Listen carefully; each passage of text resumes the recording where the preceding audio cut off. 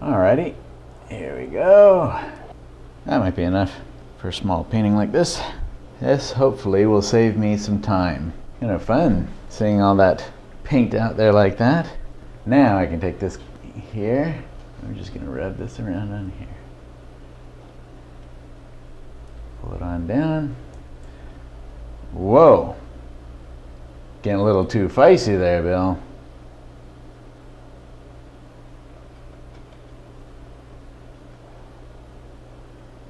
Okay, so I want this to be thick, but not over thick. I don't need to. All right, so when I get too much, I just take some of that off, put it right back over here on with my whites.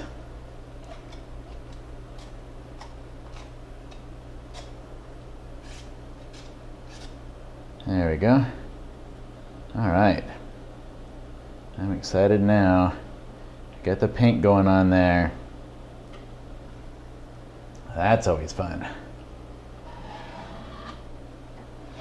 So on here, this panel has been primed with the Ecos Passivating Primer.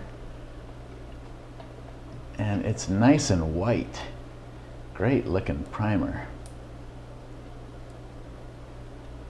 Goes on in one coat, and it is solid looking. It doesn't look like it when I'm first putting it on there. When it dries, it is solid. And of course, I'm covering all that primer up now, but that's what we're supposed to do as artists, huh? Put down, cover up, turn around. Look in our mirror. It's almost like the song. Okay.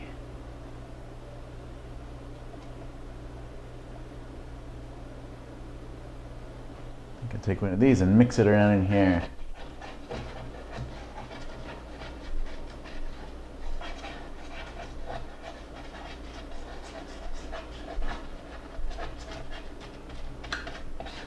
Get some real texture going.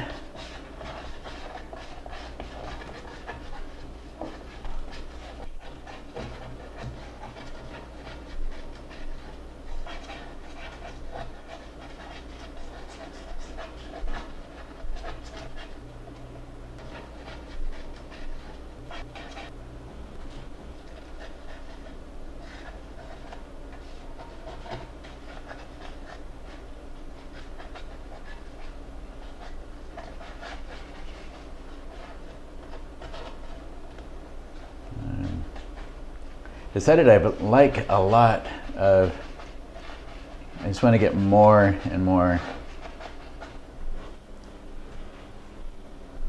paint texture in my work, and the ones I've done here recently with, I used to have a whole bunch of brush texture, thick paint in my paintings in the 90s, and then I started adding more subtlety, and I seemed to get a little less, and then it was just kind of confined to the highlights and a few areas here and there. A lot of it was thinner, but now I'm just wanting to experiment again with more brush texture while still maintaining, hopefully, a lot of the subtlety that I've worked on for the last 20 years. Start to combine some of these elements, and I don't want to have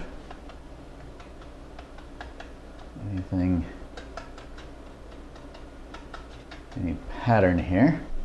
Okay, so I won't necessarily leave the texture exactly like that, but this credit card, before I cut it up, I went and sanded down the edges of it so that it was very thin and wispy on the ends with really thick sandpaper, and then chopped it up into little bits, little thin strips of it, and then mussed up all of those little thin strips so that they are unpredictable, a little bit wild in there, to help me create some of that. And I don't know that I'll leave it exactly like that either. Come in and this one, these are a little bit bigger, but that doesn't seem to be making any difference. That's not what I want. So this is another one of those brushes that I have chopped up quite a bit.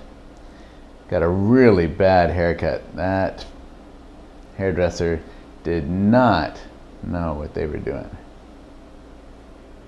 Or did they? And then I can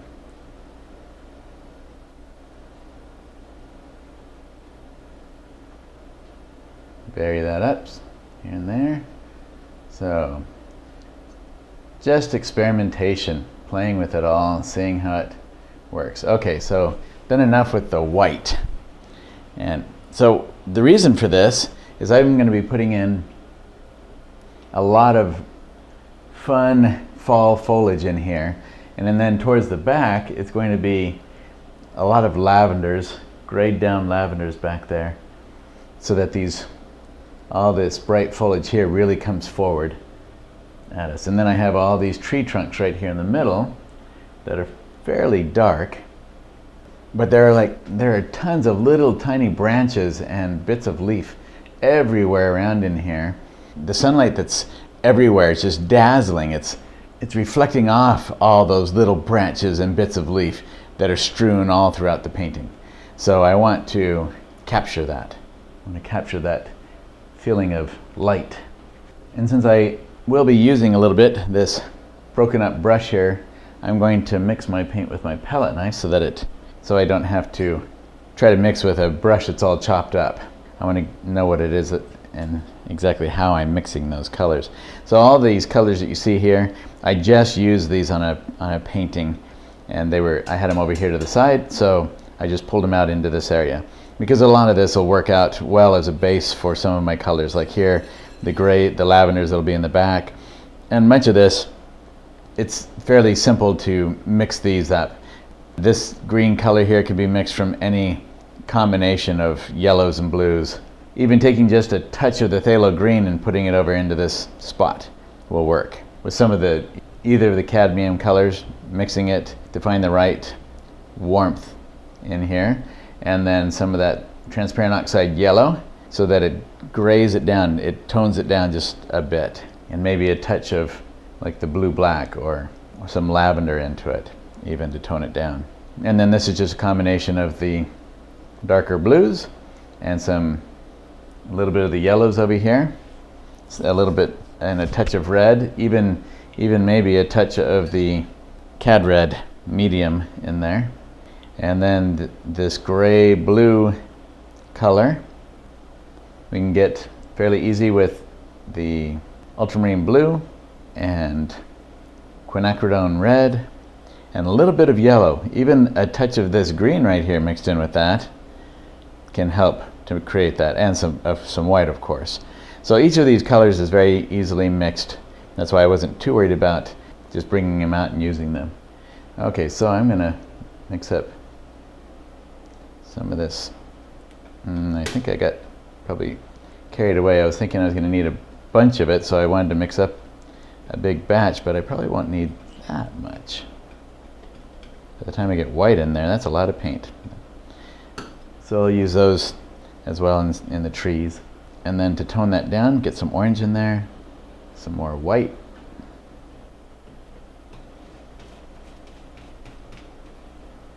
And I don't want to mix this into a smooth mix necessarily, but I do want to get the right value. And I want this to be nice and fairly light. And there's quite a mix of different colors in here, in that lavender background.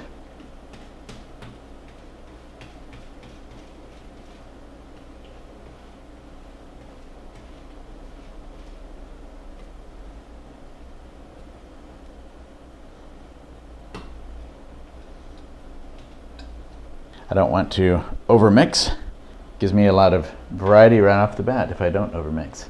And I probably need it even lighter than that. Let's see what we've got here. I'll put some of that over into this area where it's going to be back behind these plants, but a little bit farther down it's darker. So then if I need to lighten it up, I probably want some blue as I get lighter with it.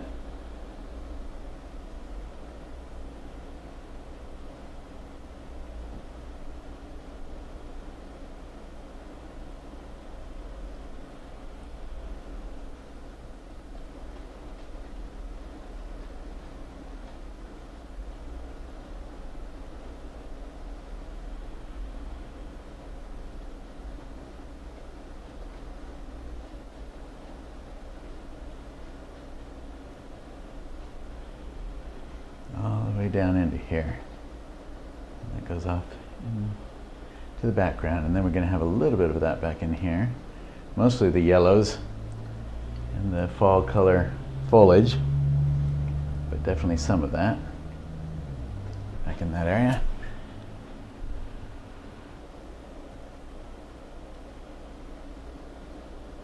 I guess we could use some of this over here.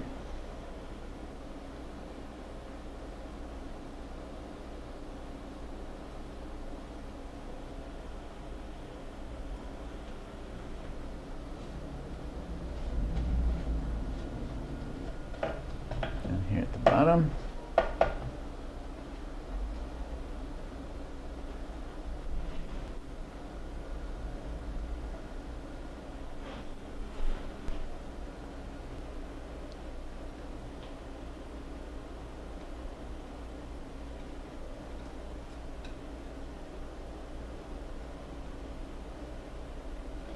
Much darker.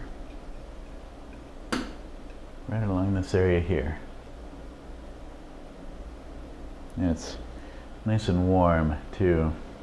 Down into the recesses of all these plants, down in here. And then it comes up into these areas.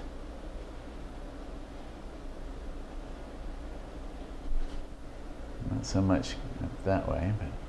All right, so I'm going to be putting in some dark trees. How do I do that with all this thick white paint up here without getting all that thick white paint mixed in with my darker colors? With a bristle brush. And I'm going to take some of this and come back in. There's a lot of medium value colors back in here. I want to get in there. Over this way. So when I said with a bristle brush,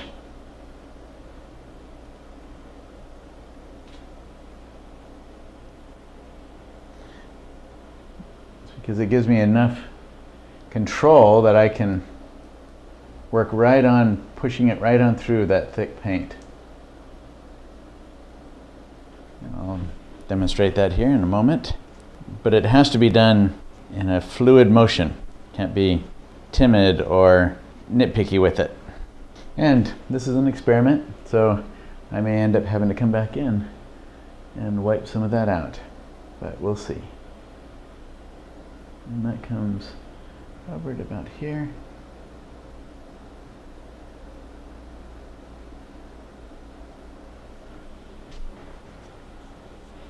So right now, I love getting the striation of texture in there, and then I can keep coming back on with more paint to get that thicker and thicker. And then I'll come out to the outset, the one farthest out, and it kind of curves in a little bit that way.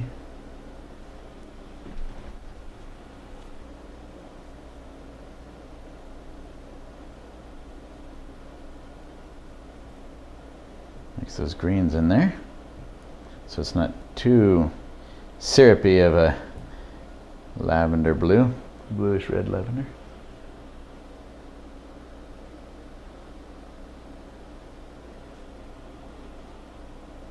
Oh boy, I left too much of that white on the brush. And you notice the different pressure that I apply with my brush to get varying thicknesses of those trunks.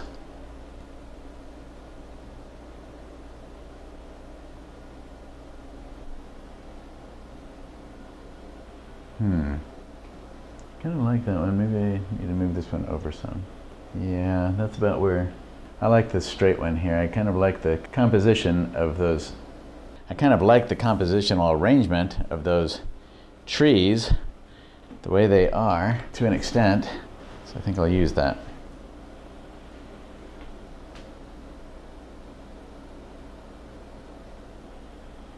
So I'll have to take that on out. And those trees are probably a little big. I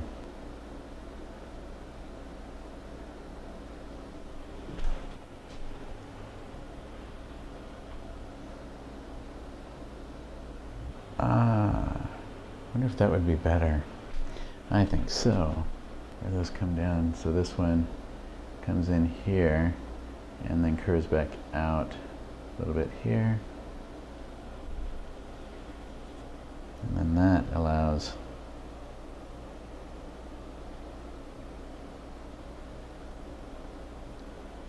this one to come on over. Let's see. Yeah, come on over. That. And my panel is a different proportional arrangement, so that does make it a bit complicated. Is that going to work? Yeah, I didn't think that through as much as I should have. The reference that I have is wider, proportionally at least 1 inch to 2 inches wider than my panel right here. So, what do I want to do about that exactly?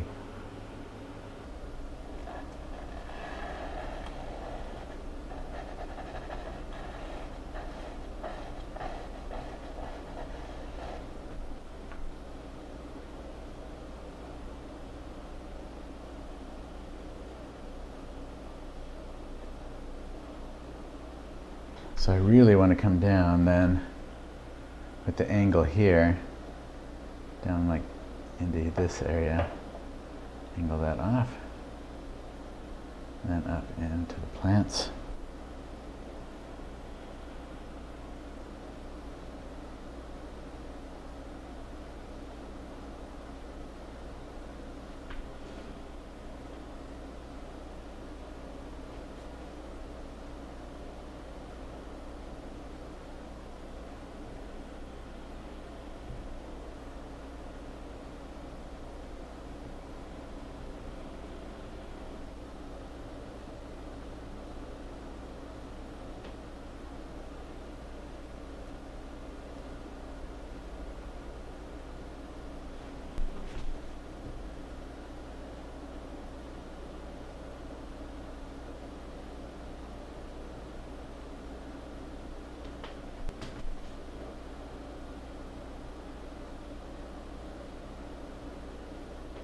So really, instead of a 9 by 12, I at least need a 10 by 12.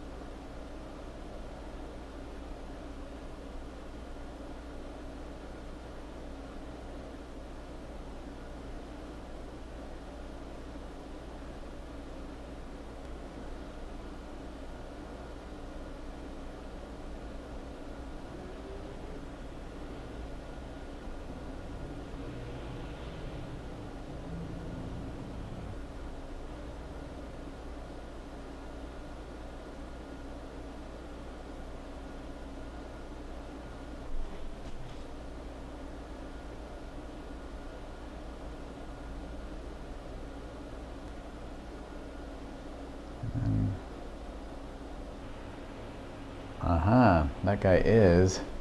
This one here is back behind these other trees.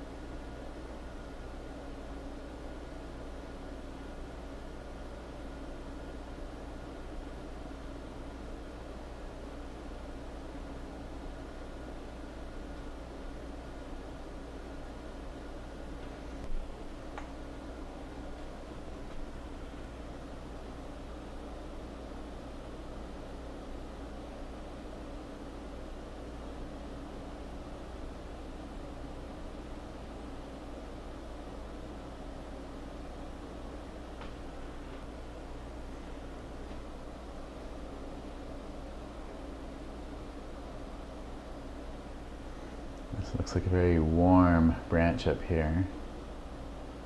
Get some of that in.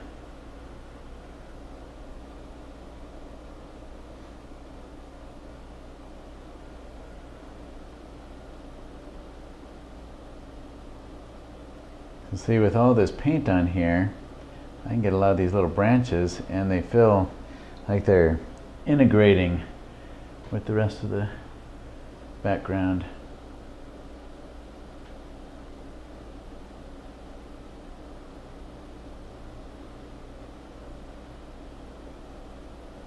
And then I can come on later with more solid or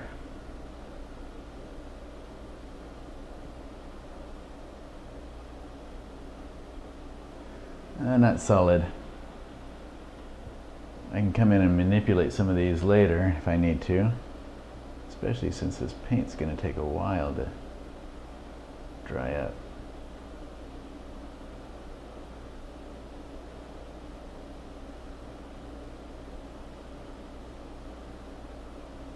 I want to make sure I don't start getting both of these kind of doing the same thing.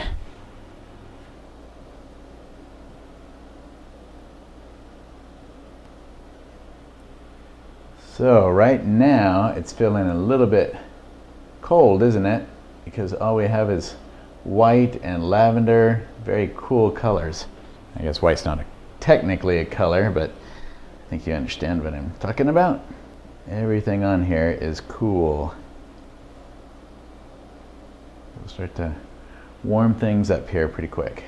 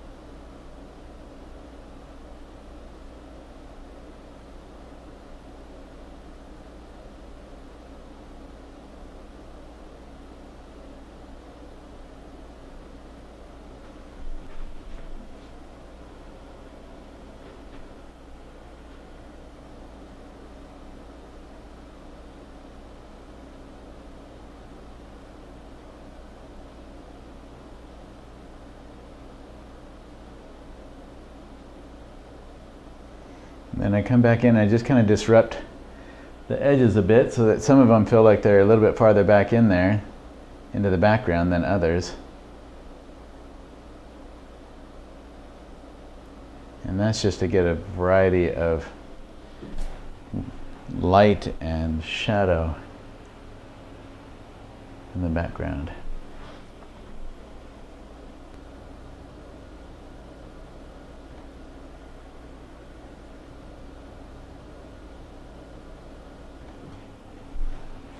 And pretty quickly here, I'll have to start defining those trunks.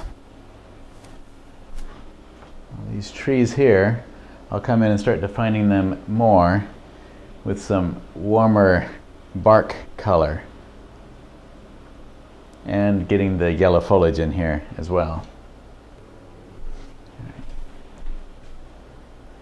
We do have this paint that we have here. You have some different warm, cool, dark, light situations here in the background. So now I can grab one of these mongoose type brushes and come into some of these areas to get even more texture and some of that variety of light and dark into that background some. And you see, I don't fiddle with the brush strokes much unless I feel that they're too dark and too big of a shape, and then I will come in and play with it to break it up, to blend the color I've just put down with some of the color in the background. But I try to leave parts of it that I want there. So that'll become an area of greater shadow, although I think that's probably too dark of a value for that background. So see, I can come, all that white paint underneath can then be used to lighten the value of that. Then I started to get some of that mix of light and dark in there with the really light that we put down originally and the darker that I'm coming on with now. And down here we can get some little trunks that are significantly darker. And then I just grab an edge with a couple of bristles on this brush to pull them through so I can break up that trunk a bit, or that little twig of a tree that I'm putting in there. So I push into it and pull out with it to manipulate the edge on that little tree. I think we're getting close to when I want to come in with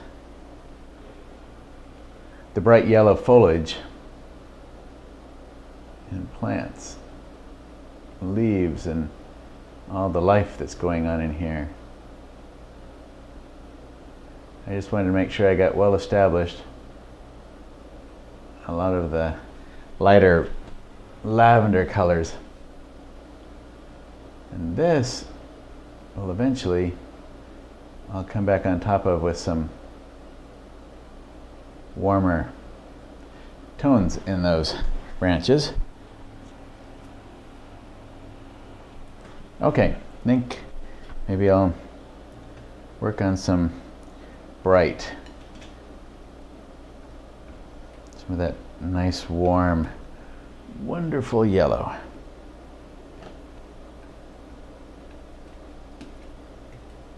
So I'll get my middle value color first, and it's a bit on the, a little bit more red into that, so it's not quite so strongly yellow. All right, here we go. And I just push my brush into the paint so it's all kind of glumped up on there. So it's not a smooth, predictable batch of color. And I don't want to cover up all of the lavenders that I have in the background. Just a lot of it.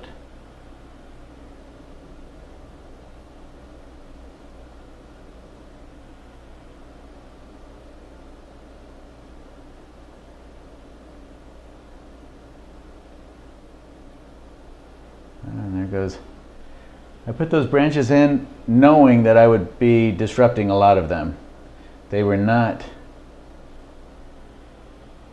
I didn't put that much work into them, and I wasn't too worried about them overall. So I don't want the yellow to end halfway down, but I'll pull, I don't necessarily have to bring that whole big area of yellow down farther. I can do it with smaller leaves that'll filter down into here.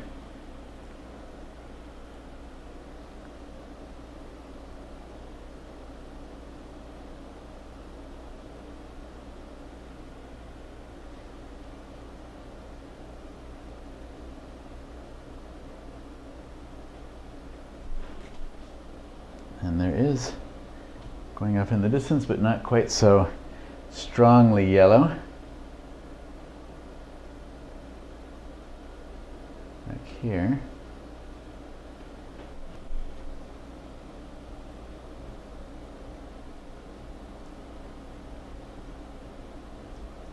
And tone down, take some of this red, but tone it down so it's not too strong, so it feels like it goes a little bit farther back in there.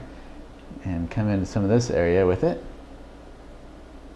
There we go. I like that color on top of those lavenders. It looks like we've got some down here. And I like, now if I didn't want it down in that area, then it wouldn't matter if it was that way in the reference image, but I like it down there, so that's why I'll put it in there.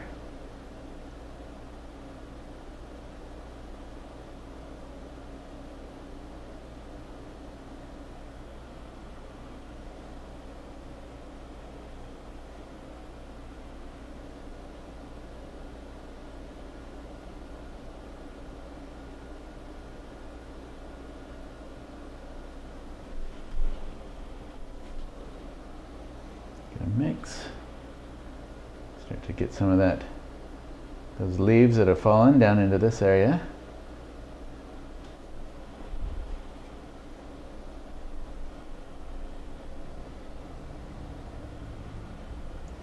And I want a real variety of it down here. So it really feels like broken leaves and other debris, other forest debris that's falling down into the forest floor.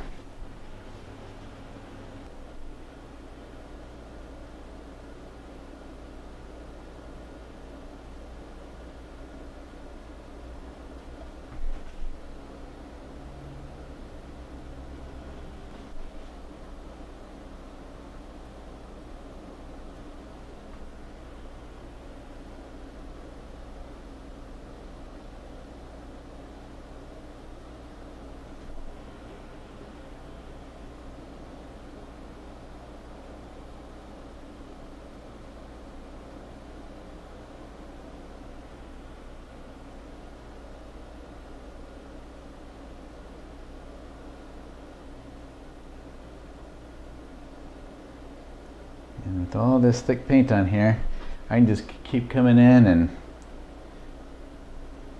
manipulating some of these edges together in here. Okay, now we're starting to get that feeling of a woodsy, everything's mingling together, forest feeling. And we're getting a few of the areas separating out, so they feel like the undersides of bushes and trees. Okay, so that's starting to come together now. And then we can take the same stuff and get a little bit darker. I don't want all that yellow up there to remain yellow just by itself. I want a good mix of feeling of a mixture of values and warm and cool colors. So a little bit more red in some areas, more yellow in others.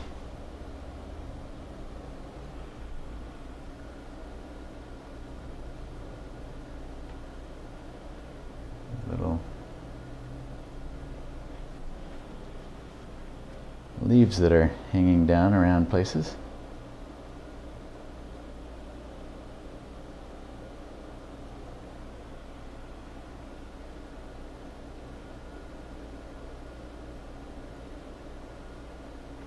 So see, keeping it all mushed into the paint makes it so I get a little bit less predictable pattern going with my leaves. And that's what I want. So this area here is just a bunch of leaves coming across. I think that's fun. So I'll put it in there. Then it starts to get darker.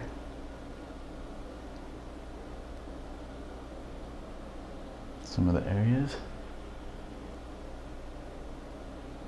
I have to get some more alizarin crimson out on the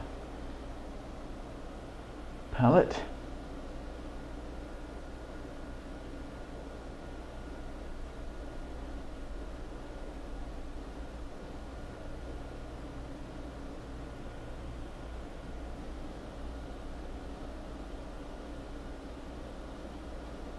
So some of these will feel like tree trunks coming up through.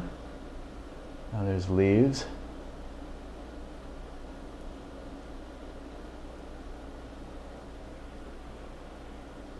And then I'm going to have to come in and really work this to get it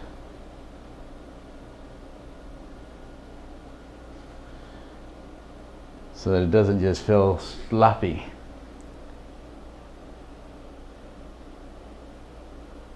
Too much. But what tones down reds? Or just green. Oh, that's fun. I like that. Yep, but I got two strokes that were pretty identical right there.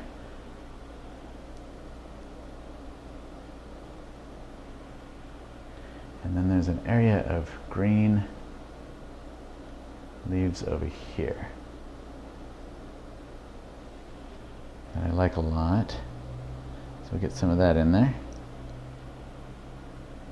And they kind of filter up into here a little bit.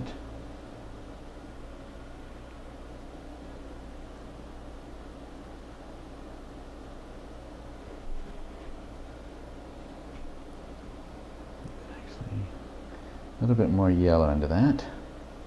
Just a touch. And come over here with some bright leaves that aren't yellow, so we can get some variety of color hue in there, just to liven things up a bit and give some variety and unpredictable. I didn't expect that color there kind of feeling to go on, so that it's not the same color everywhere that we look, because leaves change color at different rates depending on a particular tree or two or three or however many. So we don't have to have it the same yellows and reds and everything all the way through. Some greens in with these reds really complement them, as long as they're of a harmonic value and color temperature. So if I get some green in there that just feels unnatural, if we look at it and we think that just doesn't match, that's when we come back in and change it up. We can pretty well judge it as we're looking at it, whether it's working or not. Okay, so it's getting to be about time to start working on those. I want to preserve as much of that as I can. Such a beautiful color. So right now, I have no tree trunks. They're just mushed into the background there. This is where we're going to get a lot of our darks. They're pretty much a lavender, and then some warmth comes in where it's really in shadow. But the light source overall is more of an overcast day, so it's a bit cooler than just having the sun shining directly on it. So it's making the shadow side, the light source is basically coming from the left side, so the shadow side on all these trees is going to be a little bit warmer, and the highlight area is a little cooler. But even still, there's enough light filtering through, quite a bit of it, so that all of our leaves have a lot of real bright, crisp highlights in them. And that is more of a black feeling than a nice warm, reddish warm lavender feeling to it. So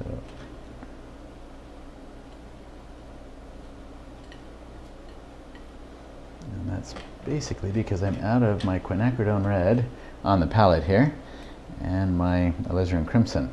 Used them up both.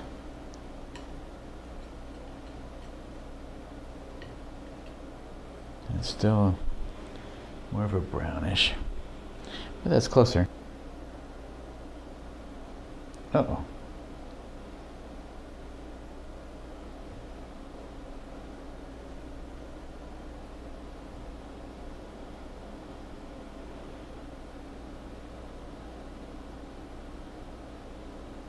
There we go, that's more the color I was going for.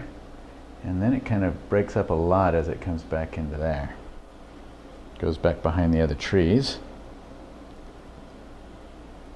Still, it's not white, so I want to make sure I get plenty of color. And then I'll fade it back into the distance with overlap. Little branches and leaves and things that'll push it back in there.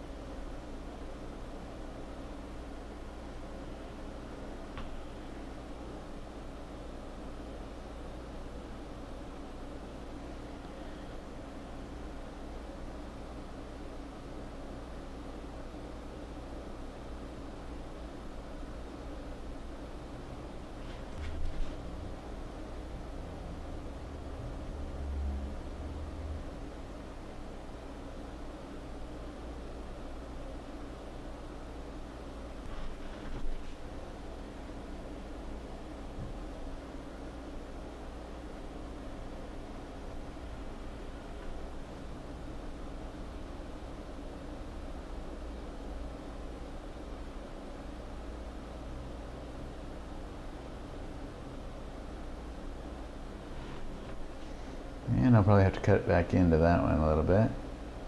Maybe that wide right there. I want to have some openness in there so that the viewer can go back in a little bit.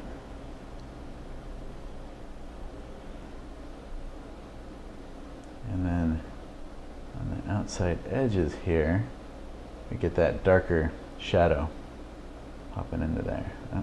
And you can see when I start to work into that, it pulls the white up from underneath. So as long as I go on without playing with it, I'm all right. Actually, I might leave that because we do get those types of breaks in a tree as far as some of the texture.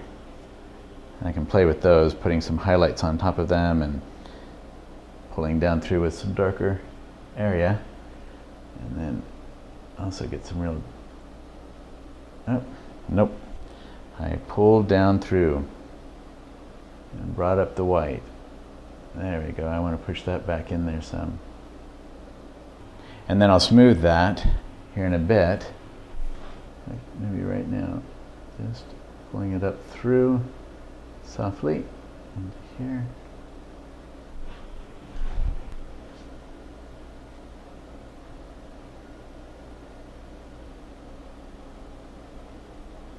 Adding more ultramarine so I can cool it down just a little bit because I had so much of the browns and yellows, the warm red in there. I needed to cool it a little. Cool your jets, Bill. Oh gosh, do I have to? That might be too cool.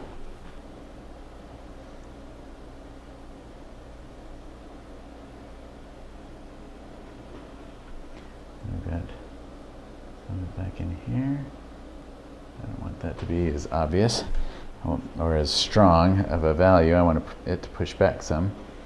And then this one is fairly strong here, but it's a lot thinner. Oh, that's perfect. That's what I was looking for. And then it starts to lighten as it comes down out of all that canopy of leaves.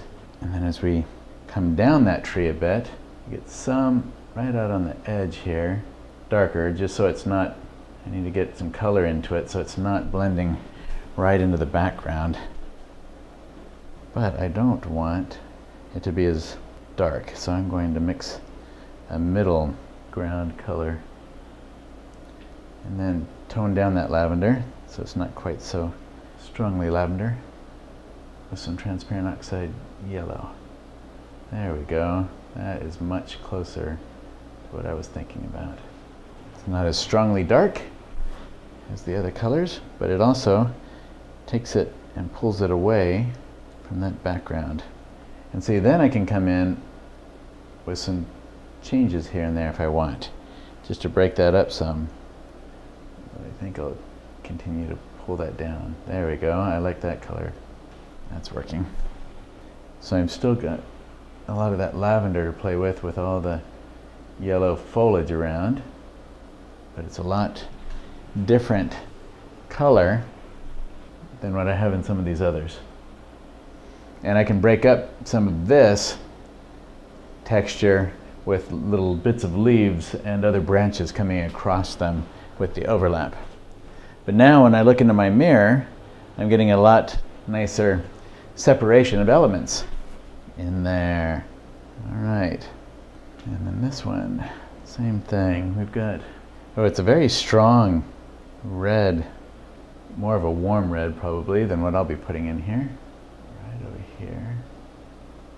There we go. Nope, I can't worry about all the paint that I still have on the brush. I wipe it off so I can get a new load. And then I want this to be a bit lighter. The same as what I was doing over here.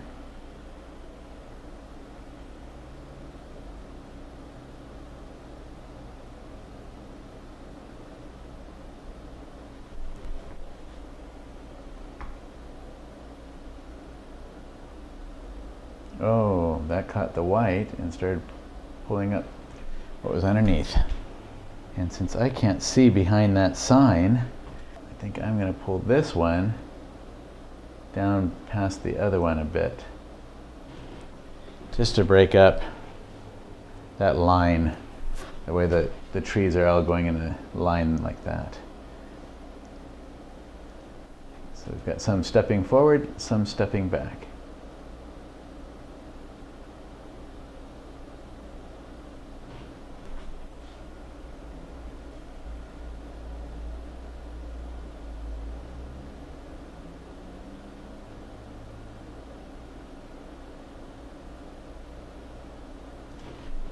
And I want to tone down the tip of that little tree branch or twig or whatever it is as it comes back behind this tree so that it actually feels like it's going back behind that tree.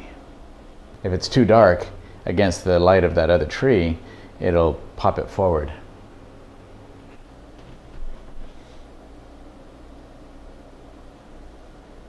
And that's not the angle I want because that's the angle that this one's going, so I want to break that one up. And I didn't really like the color of that either.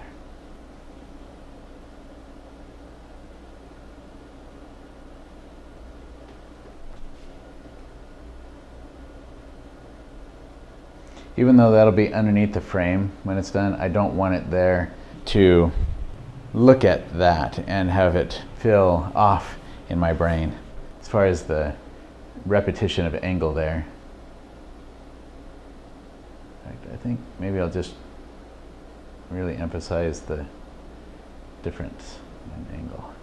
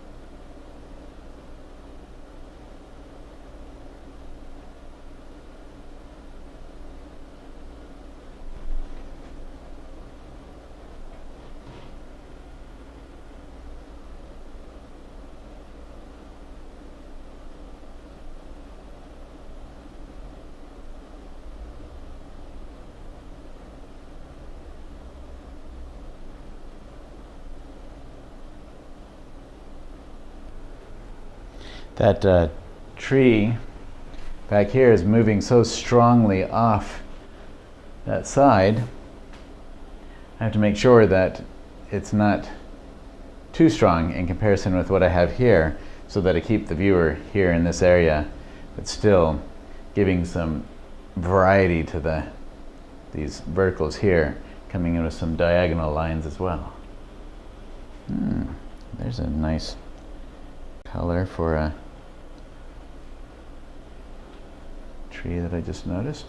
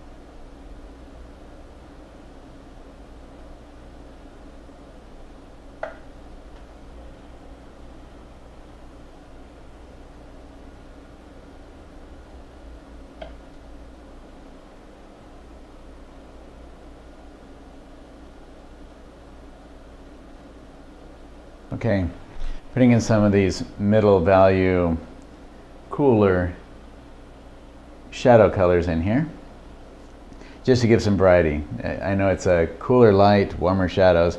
That's just for variety, and then I can come on top of that, those colors with some accents and highlights, and that just gives me a base to work with.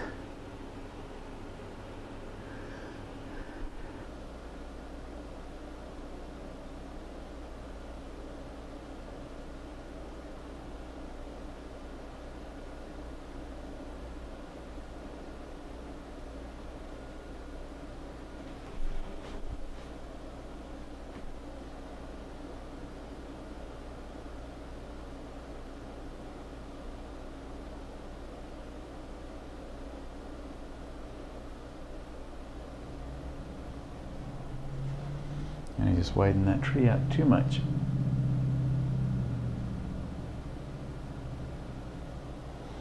I can cut in back into it.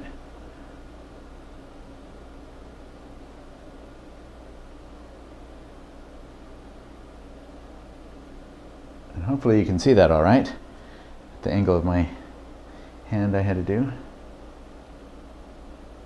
Oops. That was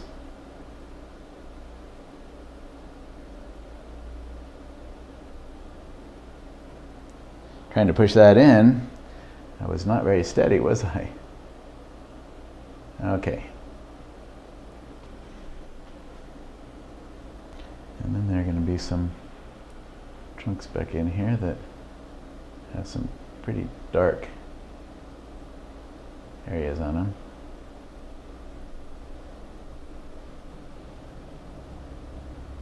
I guess I kind of lose that. I'll have to get that with a highlight, because I do have a tree back there that I have to do something with.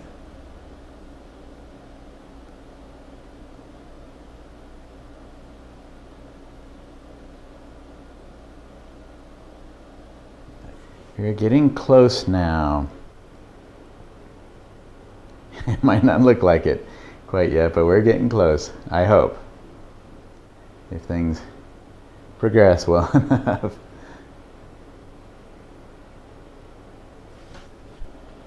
I want quite so much yellow and such a big patch of it. So as we talked about in other videos, I'm still looking at overall shapes rather than objects.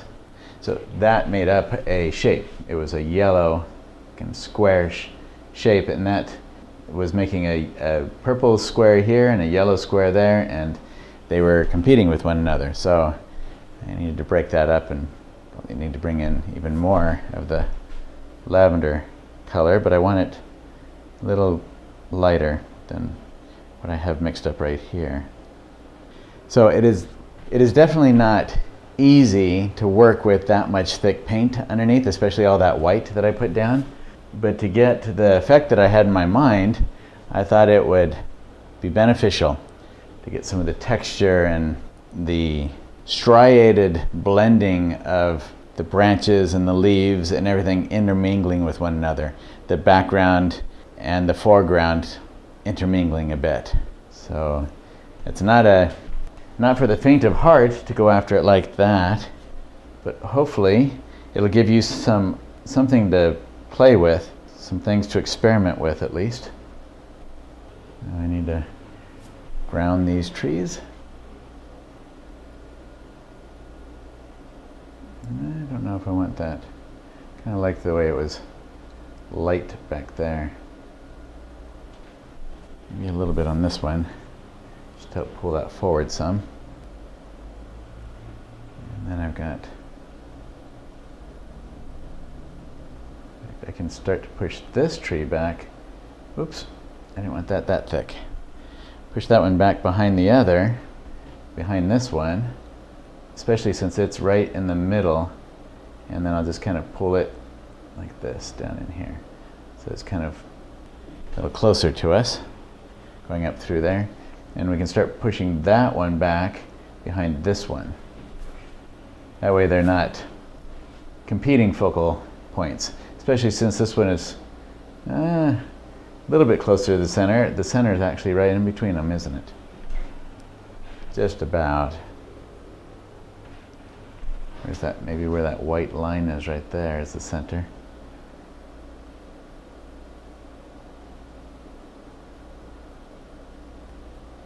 That was some little tree that I had in there, but I think it actually detracts a bit, so.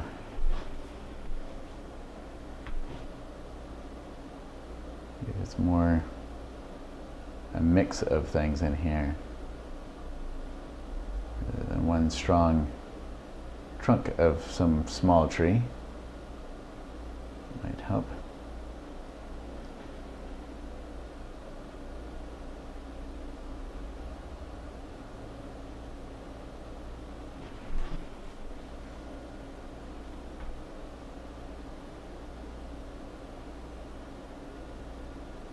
I need to come in with some little accent areas, dark accents, and bright highlights so that I can get some variety of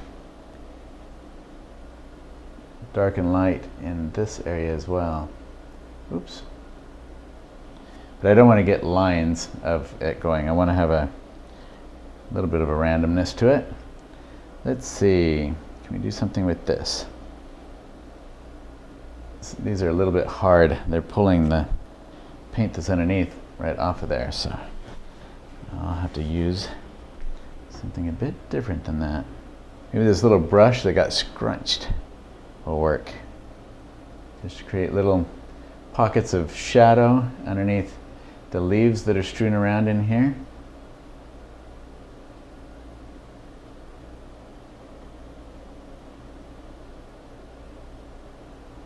And I just kind of twirl the brush as I go so that the shadows are varied in their size and a little bit different pressure too as I put it down,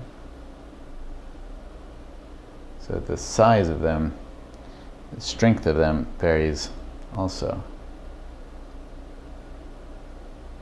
So at this point in the painting, I look closely, I kind of ponder over things now to see how far I want to take each area, just how much detail to start bringing in, how much refinement to bring to the trees, that sort of thing. So I will have moments of reflection as I work now. So now to start pulling some areas forward and pushing some areas back, I'll put in some little subtle refinements and some light and dark here. I want to get also some rocks in the foreground right there. In fact, I can take this. Oh, we've got some white right there. Perfect. A little bit of white.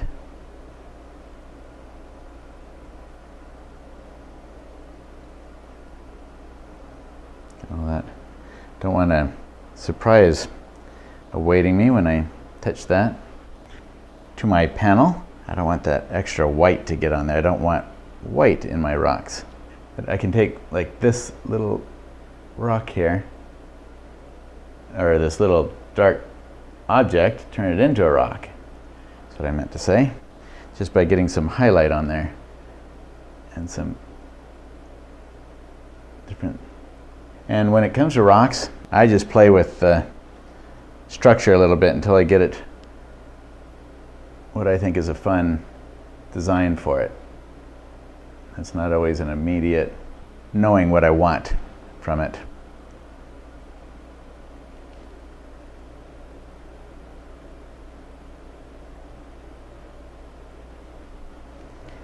I also want to get some nice colors down in here. Leaves strewn around, and that's just coming with a big mix of the colors I have here on my palette, placing them all around like fallen leaves.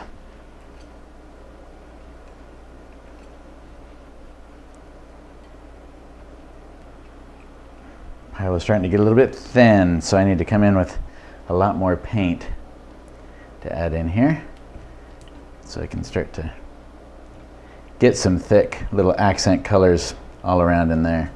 So if I get a couple of different piles, lighter and darker, then I can develop off of those piles. All right.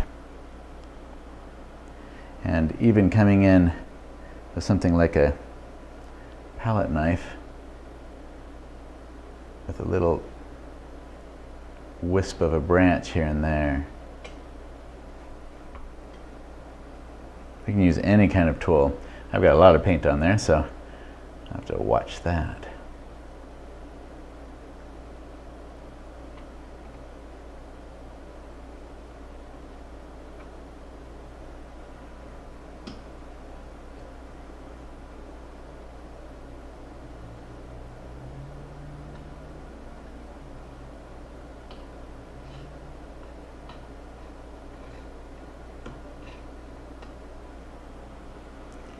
Through into the white. So part of it's laying some of the color down, coming off of the palette knife that I put on there. Some of it is getting right down to that white paint that was already there. The palette knife just sculpts right down through that really nicely, and then I can use those to create even more branches here in a moment.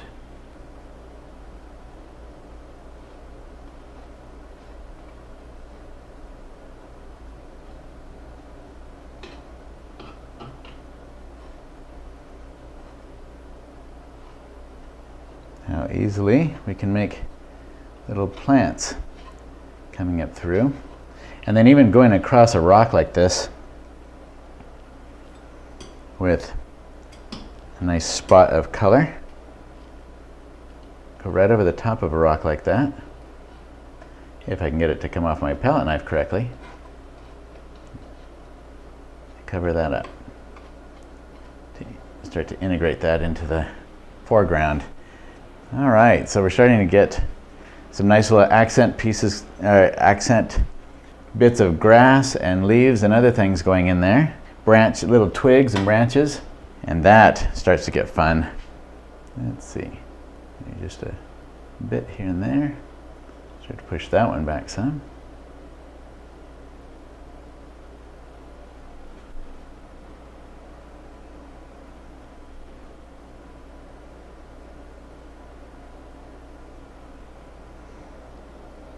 And then we can get some even brighter highlight leaves in here.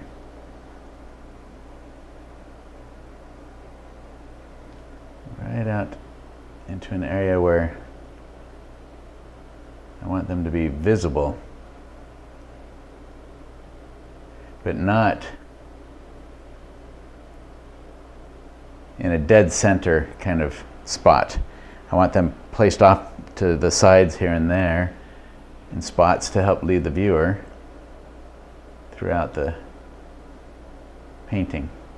And not so much that it becomes, that it feels like it's everywhere.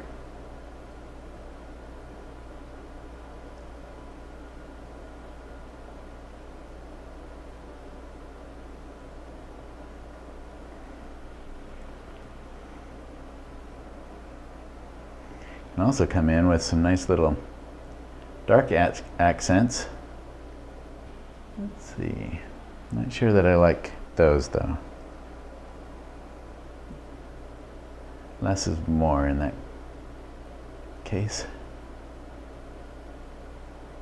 So then I really have a lot of fun when I get some of those little bright accents down into a branch down below somewhere, and it's playing against some of the trees down in this area, and that's where I have to be a lot more selective and not get too many everywhere. Otherwise it starts to feel busy. I don't want that. And where the line is for whether it's too busy or not, that really comes down to each individual artist. That's where our artistic license comes in.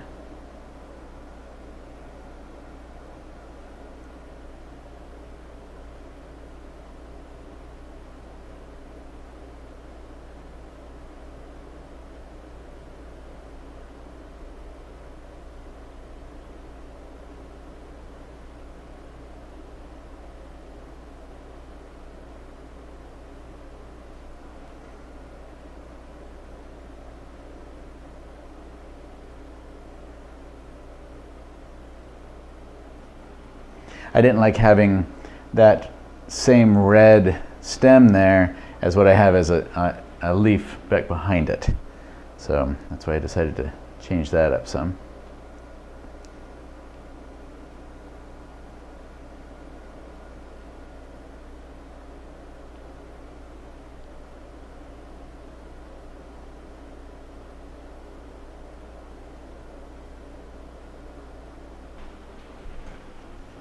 Now some of this up top, all along each of the edges, I have to remember that once I add a frame, a bit of that's going to get covered up.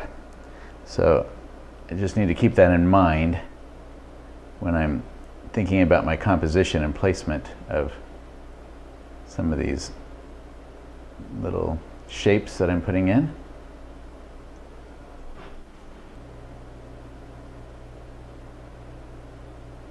Oh, that was terrible. ... What was that about?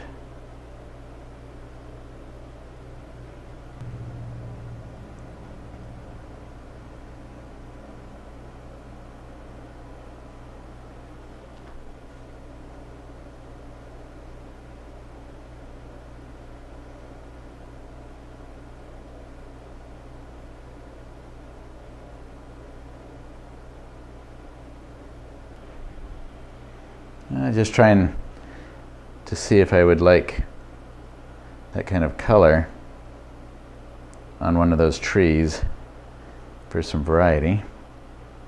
Not quite that color.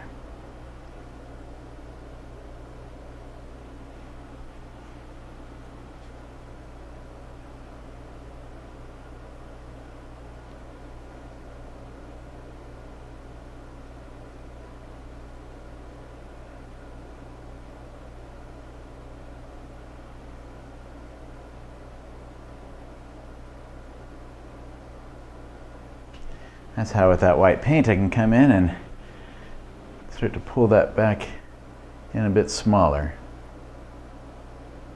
Rein that tree in a bit without hopefully creating an outline around it. I don't want a little white outline, but I do like having space in between each of those trees, even if it's just a small space. Okay, so now that does feel like it might work. So then if we come in with some of the structure of when the light hits on something like a knot, it can get a little bit brighter. And I like this right here, so I don't think I really want to mess with that. It has quite a bit of variety through the whole tree right there. But possibly in another tree.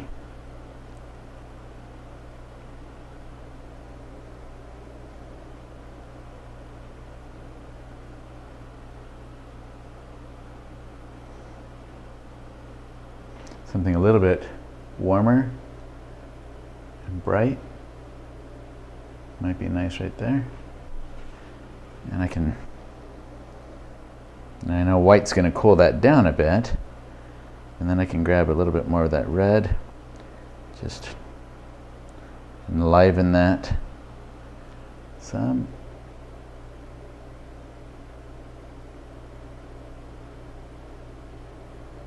And since that tree goes back behind a little bit right here, that helps to then create some of that feeling of going back and forth with it a little bit, maybe. At least that was the plan with it. I don't know if it's being successful yet or not.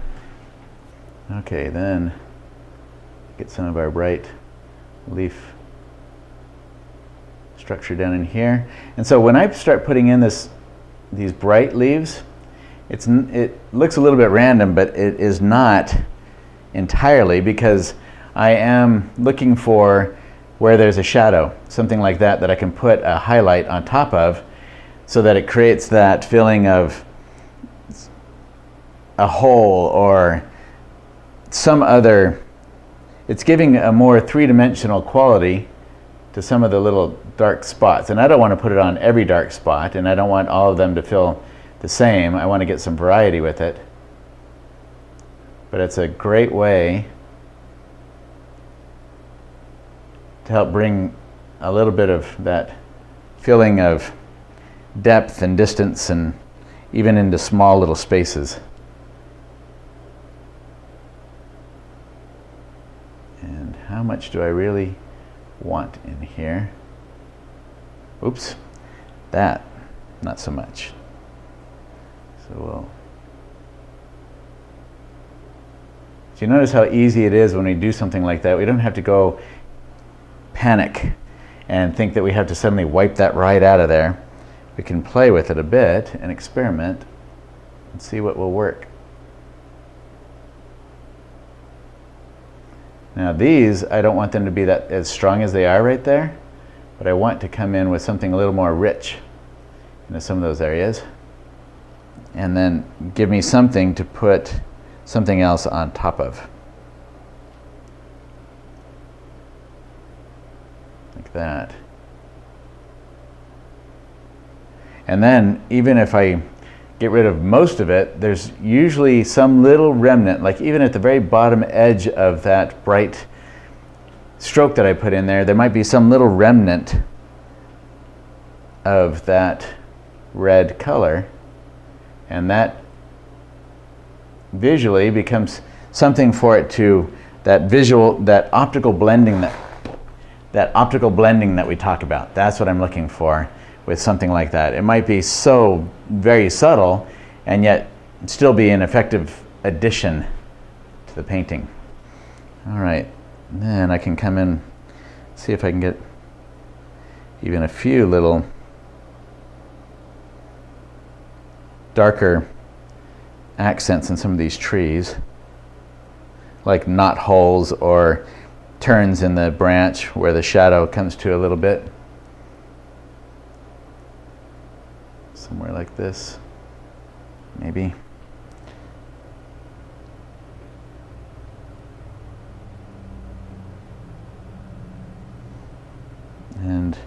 This is where that white paint makes it a little bit more complicated. But the benefits to it outweigh the difficulties in working with it.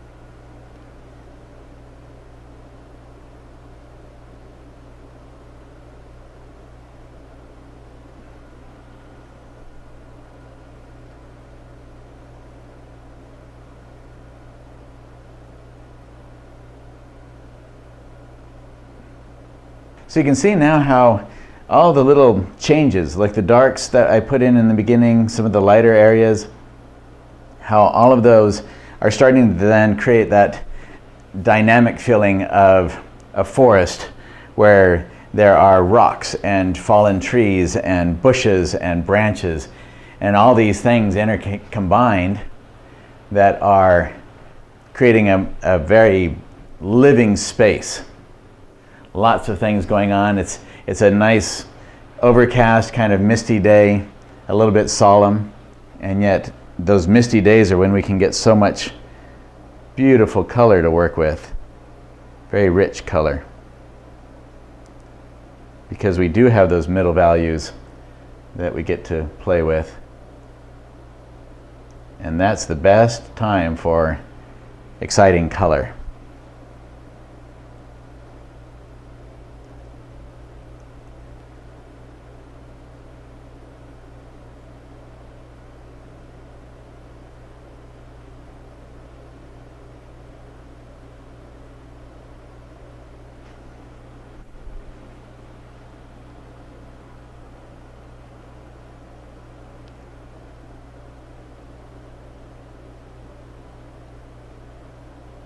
Nope, I didn't get it on the right part of the brush. Gotta make sure I get that darker color right on the very outside edge of that brush so I can just barely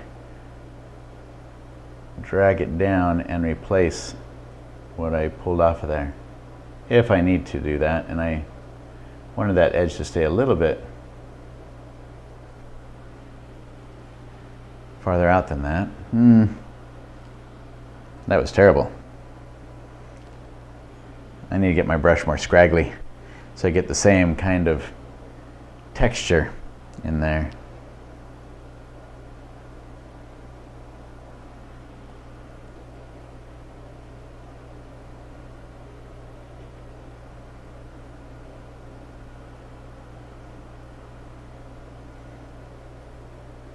And then just let it lightly work its way down. So now I'm going to change this up some up here.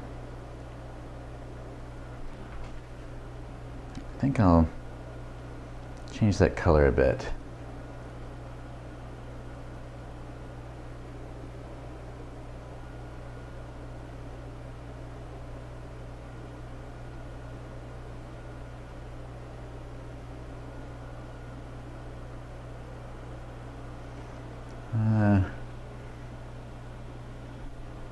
Nope, that's too light and cool. Let's see.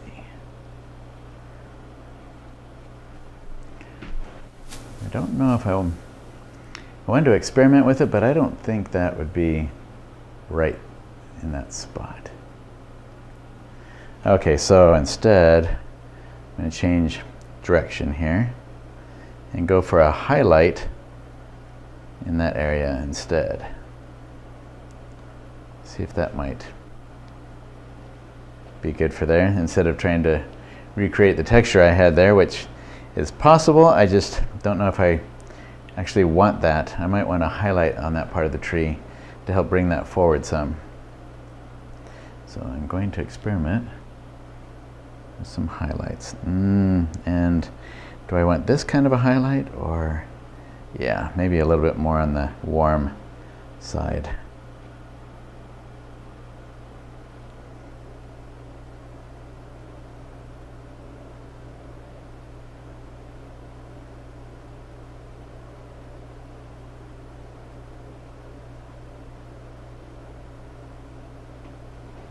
Actually, I think so.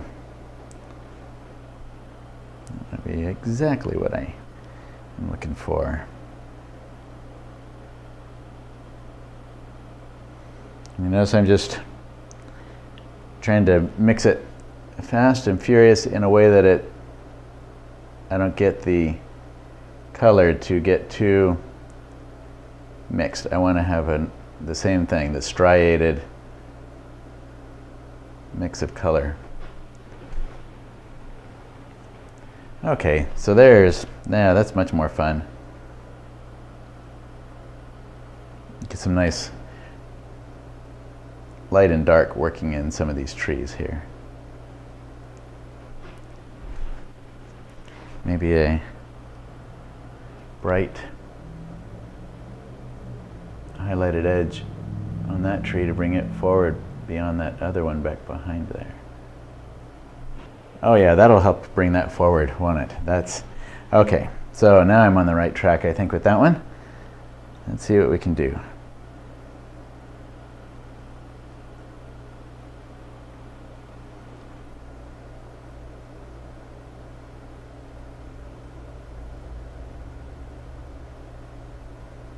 And we can play with it, make it fun, rather than a real solid thing. Just the light is kind of hitting on that particular tree right there.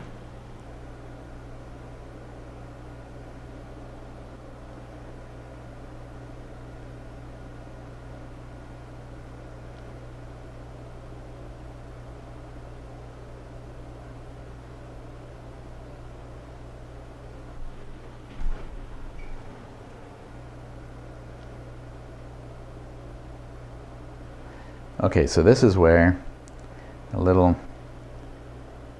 accent comes in. We can start to create that three-dimensional feeling here, so it doesn't just feel like a solid mark here that is unrelated to the rest of the tree. Now we start to integrate them. And we can put a nice bright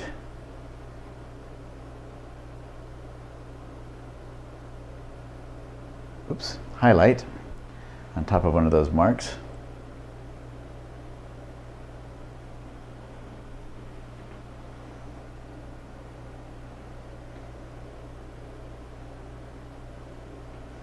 Like that.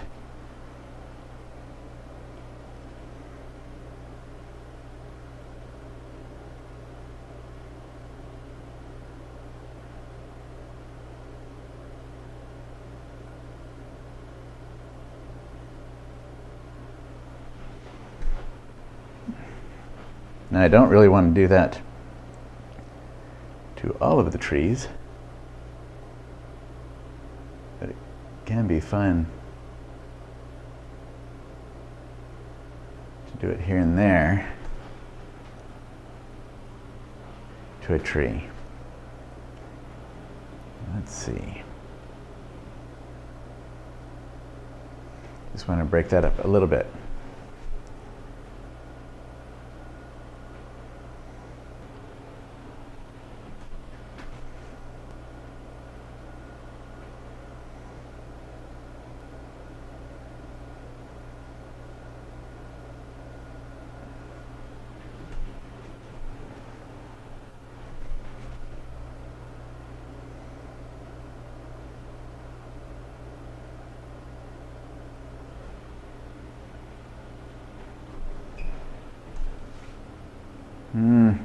I think that I might have to get some shadow behind that in order to get it to feel like it's popping away from the background.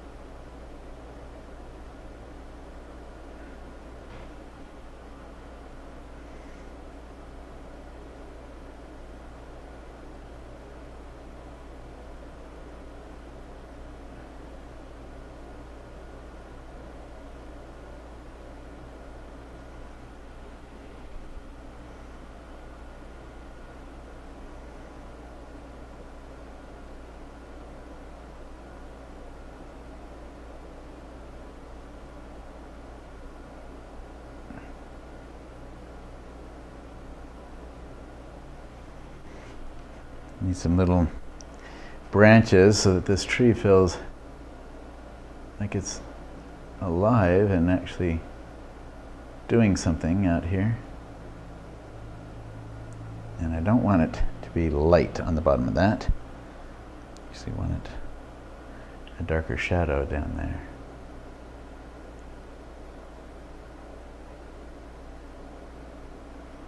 And this is where I may have to wait now for a lot of this to dry and then come in with a couple of touch-ups to it. Just so that I'm not pulling that color underneath back up again. It has served its purpose very well. And now it's time to let it set up a bit. Okay, so now I've got this line of light right there that I don't like. So we'll come back in and that one I never really did much for me right there. I think part of what it feels like it needs to be a little warmer if I'm going to have this in light here. Some of the same feeling of texture on there.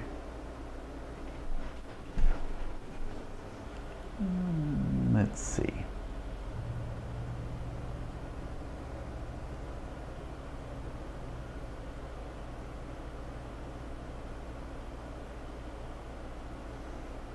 So it's not so strong.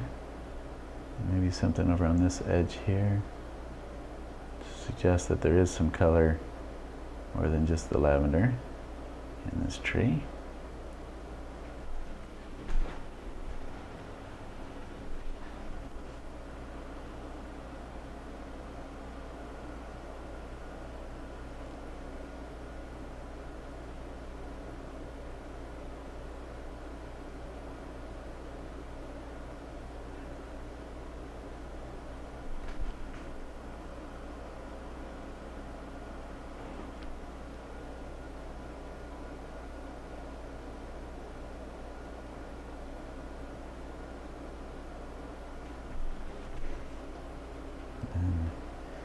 Maybe up here this needs a little less of that lighter brownish color and more as if that's in shade up there more than what's down below. Okay, I think I can have some fun as well with a little distance tree. Let's see, maybe some manganese back. Just for some variety back here. Is that going to throw off the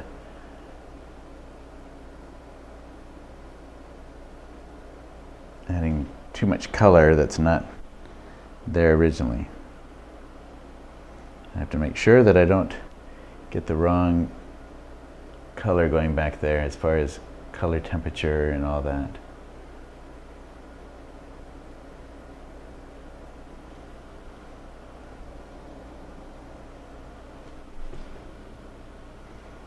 That's true. I need it a little bit darker, not lighter, I think.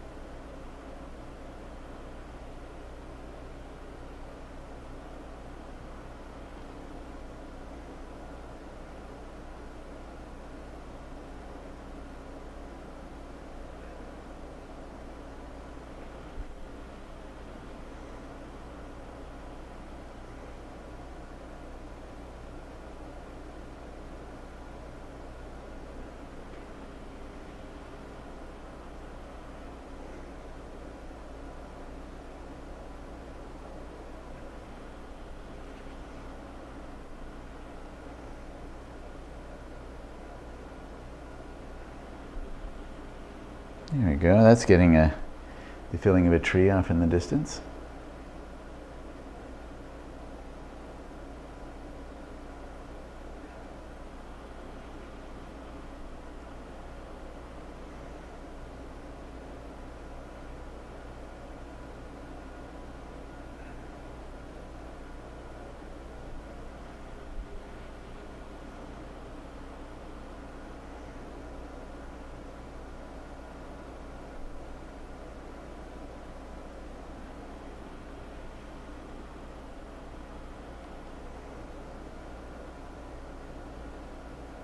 Oops.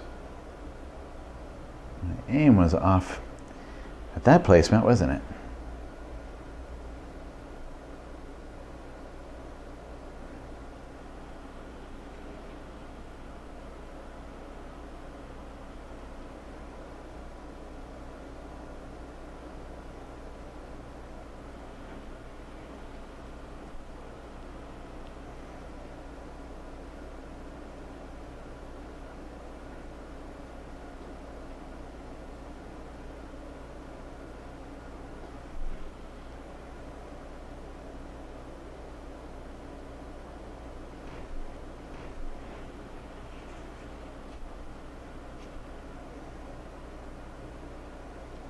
This brush might be a little too stiff for placing bright accent leaves in there. I'll see.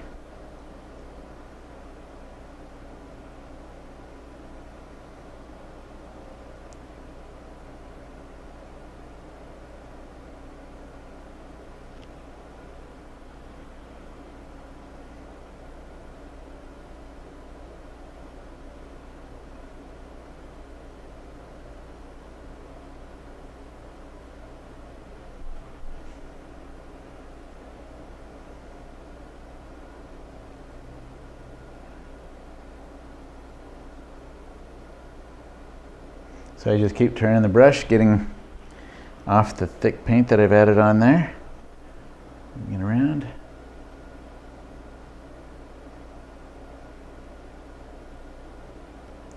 So when I start adding leaves in like this, I have to then step back and see if I've created lines or patterns that I don't want to have in my painting. And if the movement of them makes sense. Like, is there a small tree that might be at work there? Is there that has all those little leaves? What is it about it that is creating that?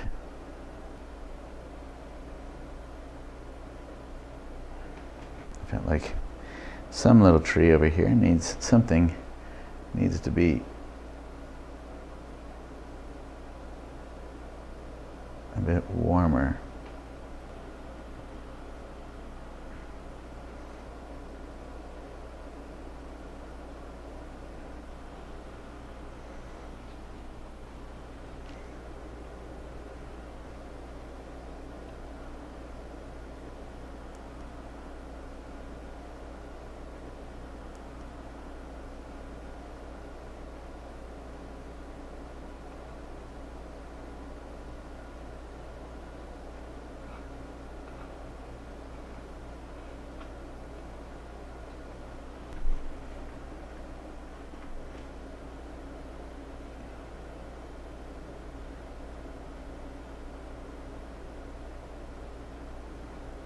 Start pushing those back just by overlapping.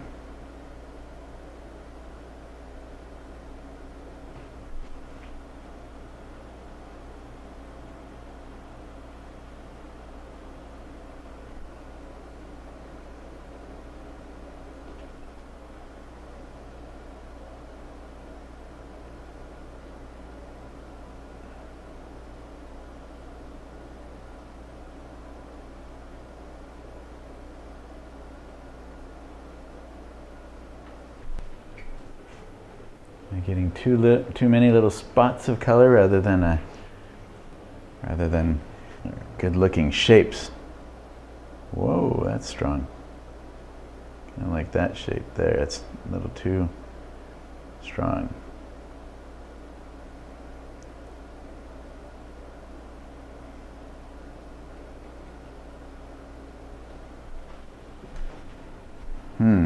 Aha. So I have a line right there created by that. So I need to, well, let's see, that one's going to be covered by the frame. So that line needs to be changed some. And this guy needs to be pulled down, I think.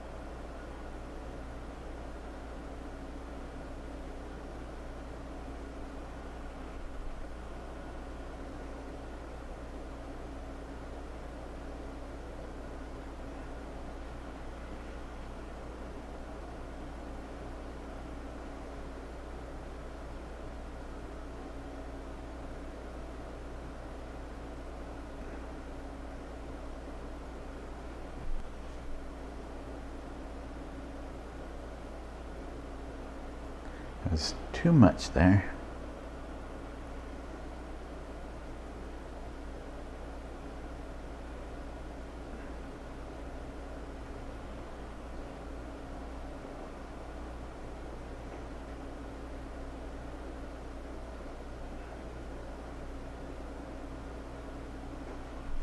I wanted this tree, this little tree right here, to go push back between them, but I think that is too, that's not working.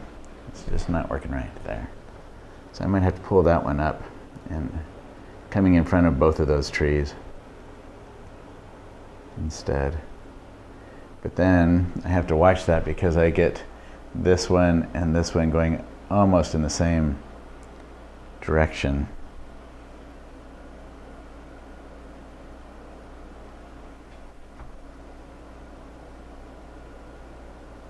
And I'm kind of almost right in the middle of everything there too.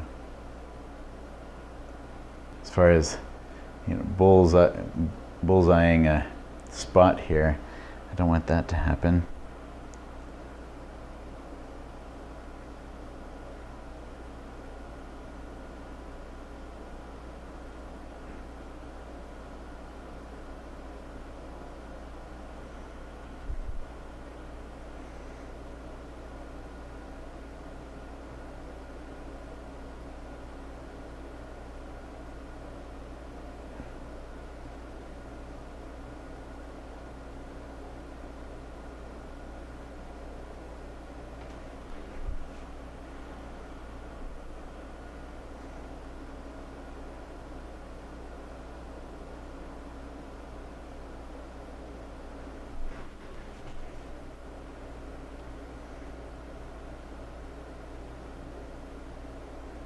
But that does give us the vehicle we needed to get some bright leaves in a certain area. Now that gives us the little branches, the idea for why there would be bright leaves right there. This little tree is creating them. So does that cut off those two trees in the back way too much? Maybe.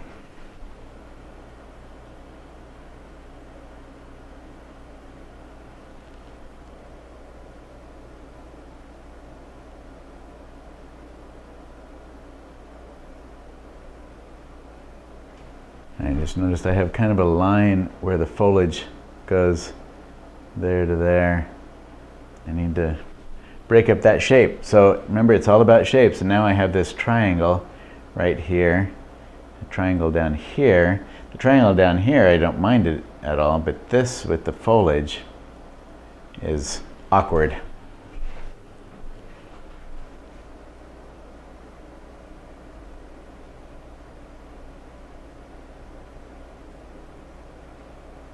So I used this brush that already had a lot of lavender on it, so I could kind of tone down the colors I'll be putting in there. And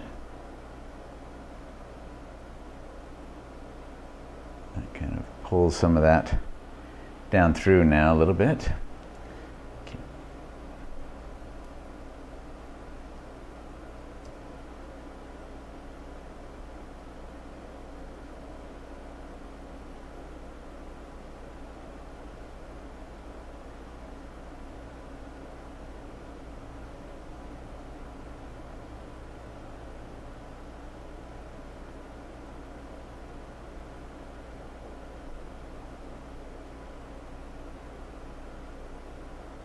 Maybe it needs a little bit more of that other tree back there.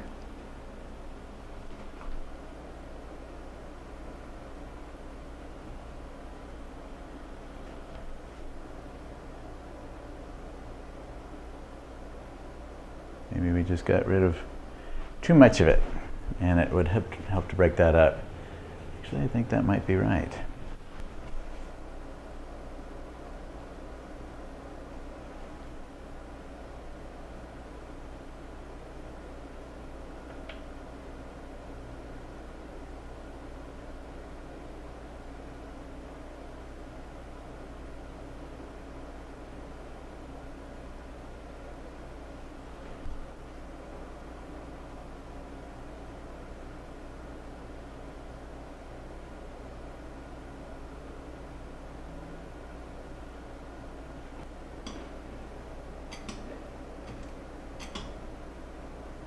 Right on the tip of that. Sorry about that. That was way too thick.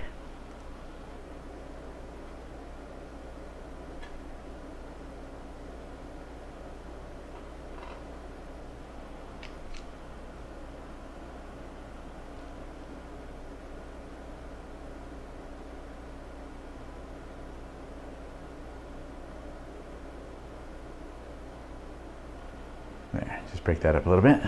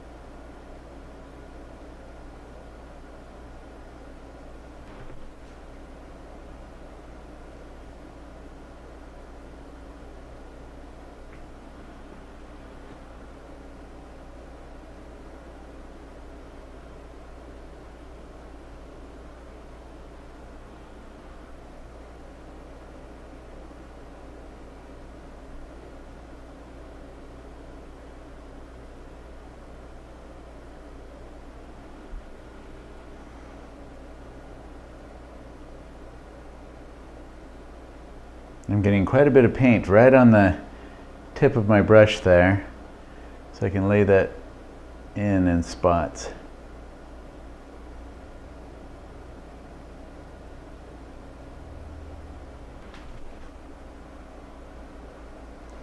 Yeah, bright leaf just here and there up in another area.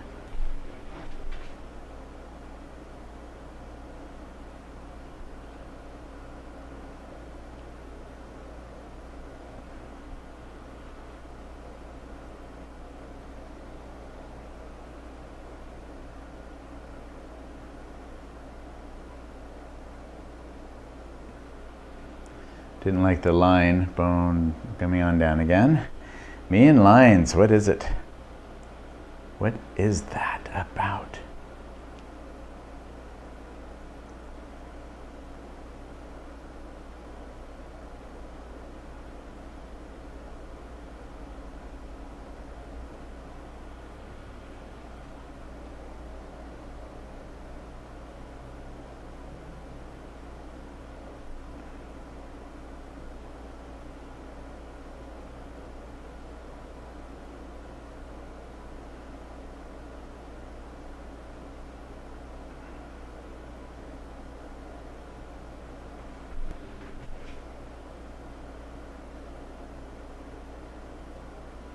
I think I'll have to wait on this now and ponder over it, see where I want to go from here with it.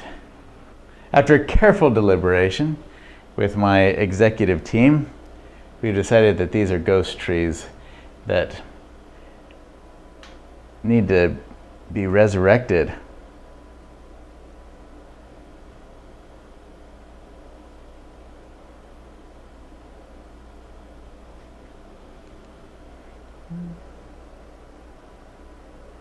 In fact, I think I'll just go right over the top of that. Boomerang, as Christy described it, the way it's going like that. And it does because I have all these yellows, yellow on the side, yellows here, going up the stem and then over. It did boomerang around. And I want to keep that on the lavender side. That was getting a little bit too much with the warmer and cooler bluish brown kind of color. And that I didn't like as much. So let's see. And maybe if they weren't both. I like that red up here too. The reddish lavender. Kind of fun. Maybe I'll bring in some of that down here. Yeah.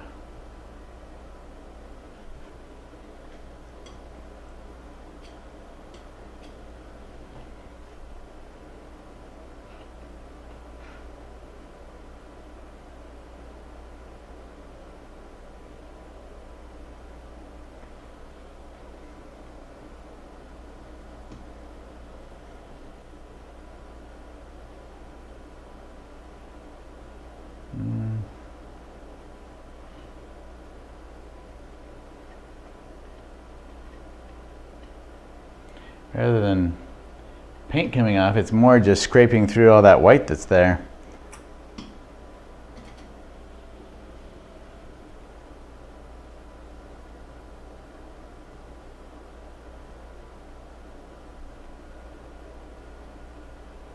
Seems a lot bigger up here than it does down as it comes down here. So I might need to actually increase the size of it down this direction some.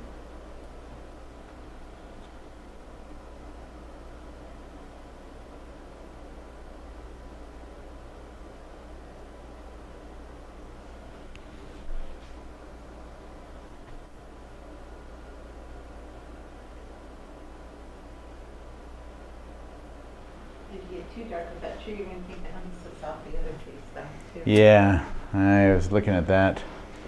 It seems a little strong now. So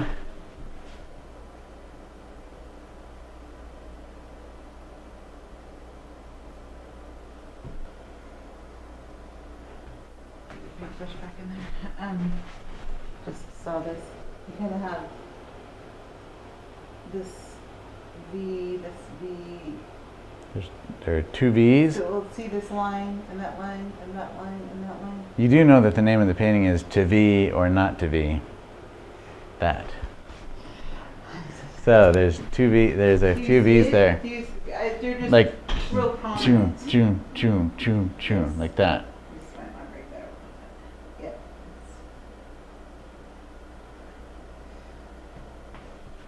Do I have to break up all the V's? It's kind of an X now here. Well, the other V's is kind of really Too like strong. sitting on top of everything. Yeah. I don't want the eye.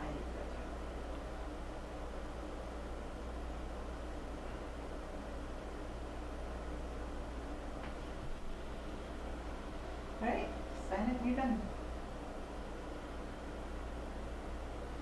Did that take away all the contrast? No? Taking that out? Yeah, I think it's very nice. Like on Napoleon? That's Very nice. Yeah, I feel really relaxed. I can look at it with fresher eyes on Monday, but for now, I think you're done. All right. Thank you very much. So adding oil to the paint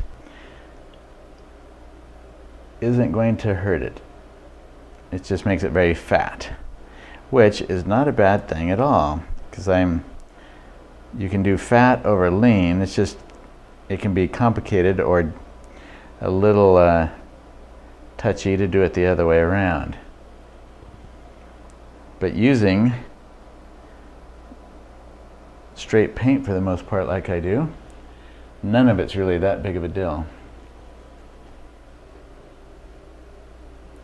Now the big deal is trying to find a place to actually sign it here. See, I don't want to lose any of that.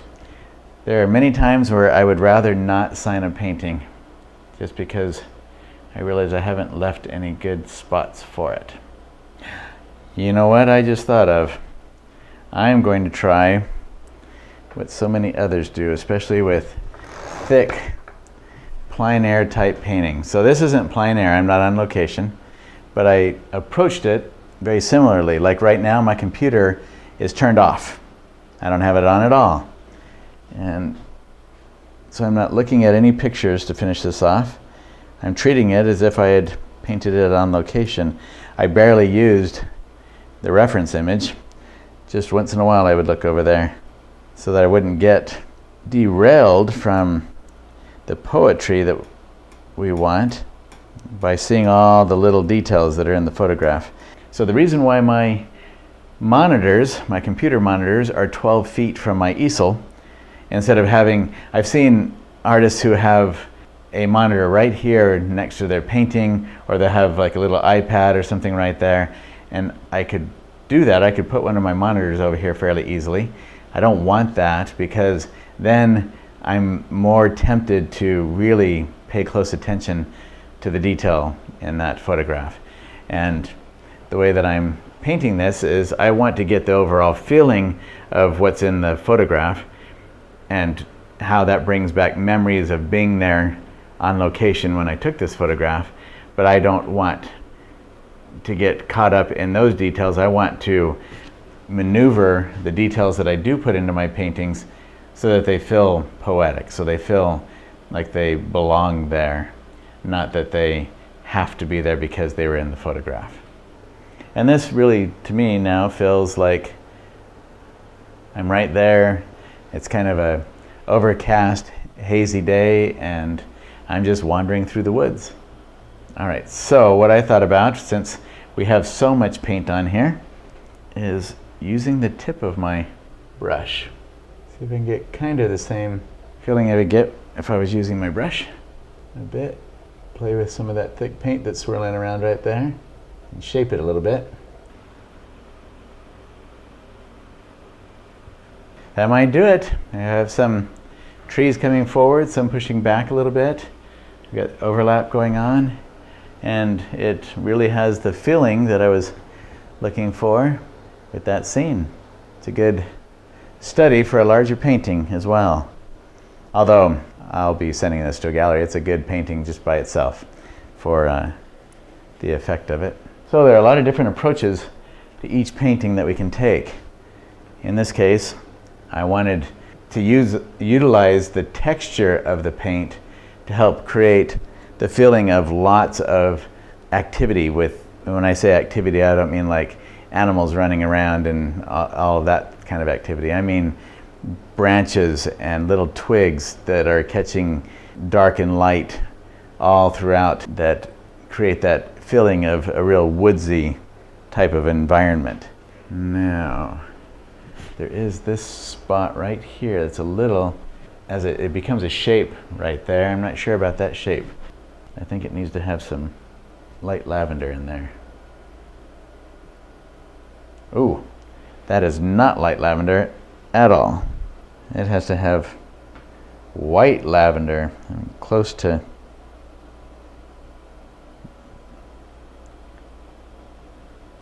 much brighter, but a cool color instead of that warm.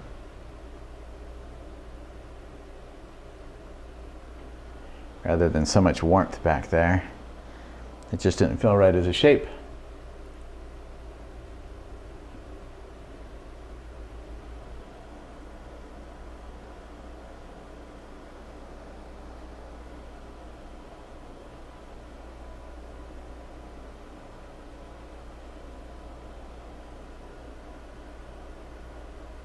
something just a bit brighter.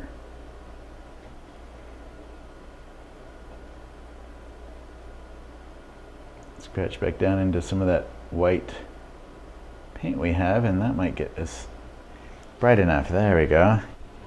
That feels like it goes back in there a little bit more. So we've got the light area here, here, down in here.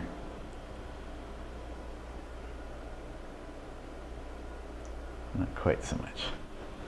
There, I need to break that up a little bit. Okay, that should work. I may end up coming in with my signature and doing it in red after all, but maybe after it's dry. So I'm kind of, you know what, that actually needs to be dark rather than a loop around that.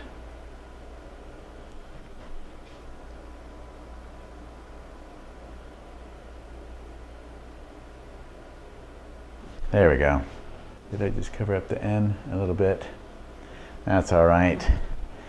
To me, well, you know, these are paintings and people value the signatures that are on there, so I don't want to treat that lightly. I just don't want to disrupt the painting because of it, but I really shouldn't look at it as a disruption, because that's a personal part of what appeals to those who collect art. I'm not too sure about this spot right there. It's because it's becoming a wishbone as well there. And then this then starts to, there we go, starts to follow the same path. And I don't want the railroad tracks in there.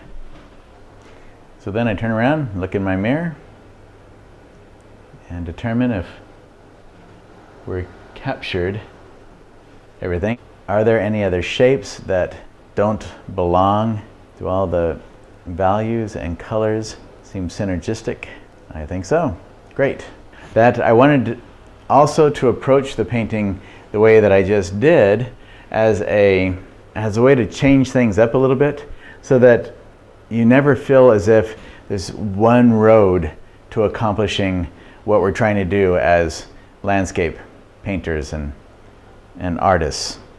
There's so many different ways that we can go about things. It's really just using our imagination and thinking up, what can I do here? So that's the second time I've taken white paint like that and applied it before I started painting. I was working on the Misty Mountain scene several months ago, and I thought, wow, I've got a lot of fall, woodsy foliage. How do I want to do that? Is there another way that I could approach this that I haven't done before? And that's the thought that came to me. Hey, you just take a bunch of white paint, put it on there, and start mixing into it. See what kind of textural qualities you get. And if you like it, if it turns out to be messy and muddy, then I can scrape it off and start over again. But it ended up coming through in a way that I really liked the striated brush strokes and colors, and that's what was the impetus for this painting, the inspiration for it. I thought, I want to try that again, because this photograph really seemed to lend itself to that kind of approach. And that's really what it's about. The tools that we use, there are all kinds of different tools we can use. They're means to an end. We don't want to use a chopped up paintbrush everywhere thinking, oh, I like that technique. No, it's not about that. It's about, how do I get this to feel realistic or feel natural the way that I want it to feel natural. And will this tool right here help me to accomplish that? Whatever part it may play in that painting, is that going to be effective? So really we can piece a lot of this together in our minds ahead of time, just the same way that I will hold a paintbrush out in front of the painting like this, and I'll draw a particular line or shape or something in my mind before I actually commit myself to placing that mark. I draw it out in my mind visually first, so I can kind of get an idea of what that's going to look like and how that's going to feel in that spot. And that's what I've done here with a lot of what I did ahead of time with the thicker paint. I was envisioning just what I thought might help to create all the little feeling of twigs and branches and leaves and everything else that's back in that thick foliage and thick background woodsy environment. That's my challenge to you for this, is to use your imagination to come up with a technique and approach that you have not used before. Just think outside of your own unique box and expand your way of thinking about things. And it's amazing what we can come up with. I don't come up with some new idea like that all the time, but if we're open to it, once in a while they will come. Those ideas will come. So get out there, take a walk through the woods, and envision, how would I paint this? And if you have the opportunity, take a small paint box with you, or take your whole setup and go set up in that location and try it when it's overcast and a little bit gray almost. And when it is overcast and kind of gray like that, really look at the colors and see the beautiful saturation that is there in those middle value colors. And then capture that, paint that, and have a great time doing it. Go out and create your own woods masterpiece.